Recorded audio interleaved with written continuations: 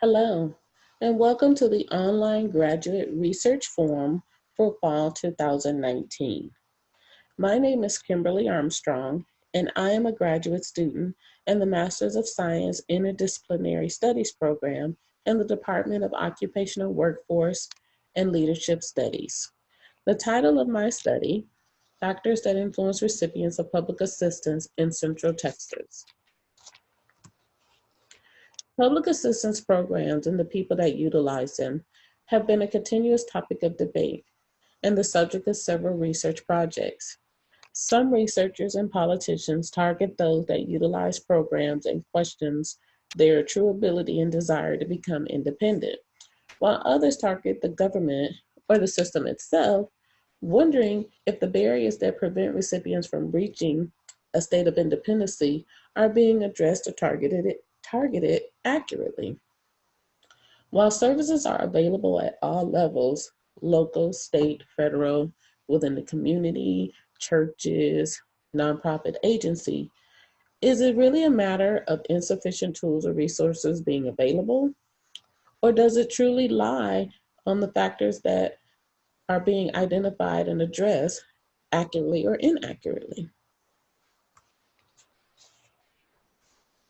The purpose of this qualitative study was to explore the factors that influence recipients of public assistance based on the perception of professionals and current or former recipients, in hopes to identify some of the missing factors that contribute to this ongoing debate. 3 questions guided the study. How do public assistance recipients and/or professionals perceive the benefits of public assistance? How do public assistance recipients and/or professionals perceive the transition to independent status? And how do public assistance recipients and/or professionals perceive the challenges of public assistance? This qualitative research design consisted of 3 professional participants and 1 current recipient participant. The professional participants are from a variety of professions. Professional interviewee number 1, a social worker with the City of Austin. The professional interviewee number 2, a community engagement consultant with a nonprofit agency. And professional interviewee number 3, a Texas work advisor with the state of Texas. All with a working or an expert knowledge with public assistance program or the recipients, but also from very different areas of profession.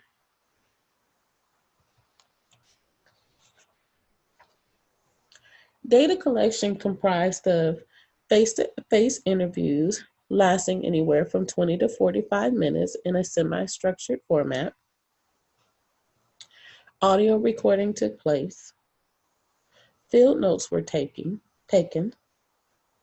A set of questions were outlined in the interview protocol to ensure accuracy and validity of responses, but also allowing and leaving room for the participants to add and go more in depth in their responses. The public library meeting room was the agreed upon neutral meeting spot for all interviews. Data analysis comprised of the thematic coding, which consisted of using Timmy software to transcribe the audio recording, reviewing all transcripts to identify themes, organizing the data within an Excel spreadsheet, listing all major patterns and themes.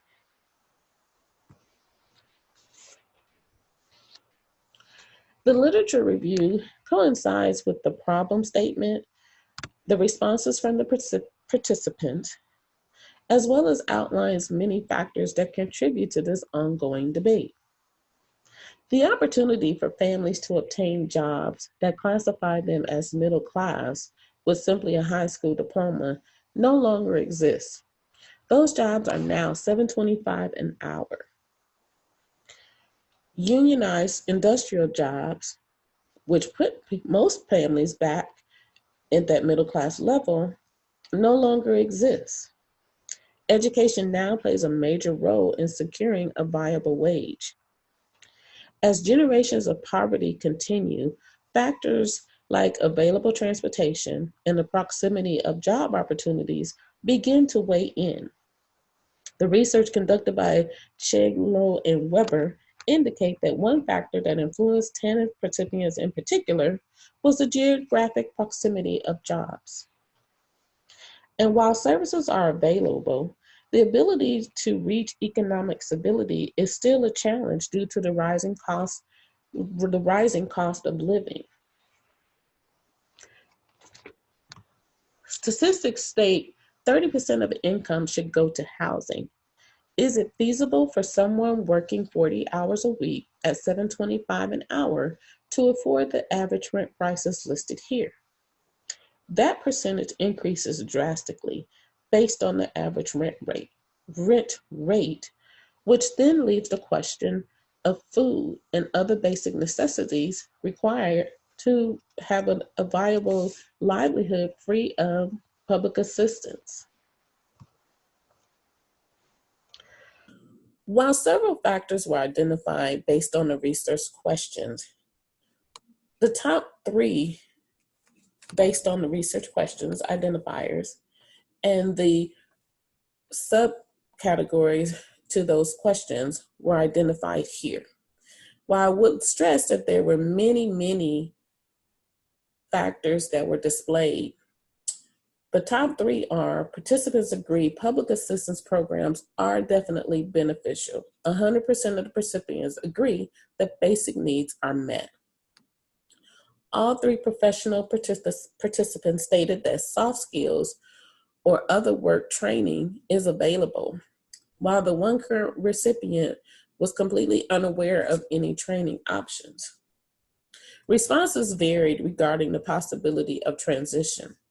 While 2 professional participants stated other variable factors play into that possibility, while in theory, yes, most recipients should be able to transition, but a lot more goes into being able to do that. One professional participant stated it's possible, but recipients are unwilling. The recipient didn't believe it was possible at all.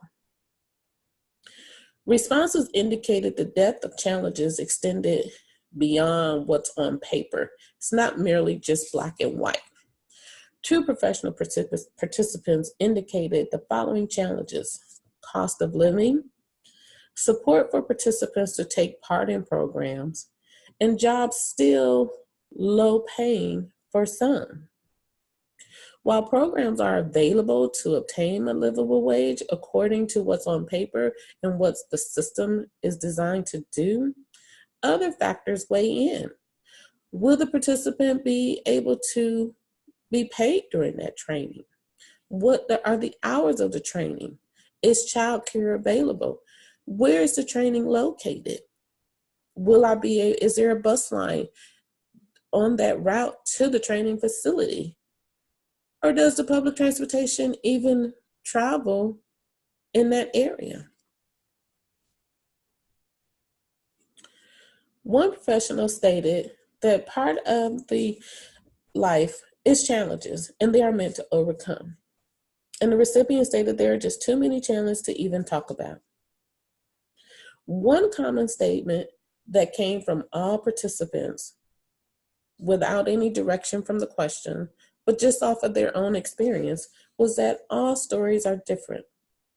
Which leads back to the problem statement: are the correct factors being identified and addressed? It's clear that there's not one solution to this issue, but the purpose of the study was to ensure and to try to identify that we as a community and the government truly understands what the problem is and be able to identify it accurately and address it accurately. The study confirms the system is beneficial. However, other key significant factors contribute to one's inability to transition into independency. Challenges exceed far beyond what's written on an application for services. The study suggests the government dwell deeper into and address the contributing factors. Limitations for this study were the availability and willingness of recipients to participate. Although the recipients were ensured that confidentiality was a must and would be conducted, they were still hesitant. Also, the sample size. Recommendations for future research: to expand the study to target more of the specific factors in order to really get into the root of the problem. And it may be a matter of a case-by-case situation, but it is clear that one solution is not the solution for all. And another option would be to increase the sample size. Thank you for your time. And on the page below, please indicate your anonymous preference for this study by clicking on one of these two icons. In addition, please post your comments or questions in the YouTube comment section below. Responses will take place during the open review period. Thank you so much for listening.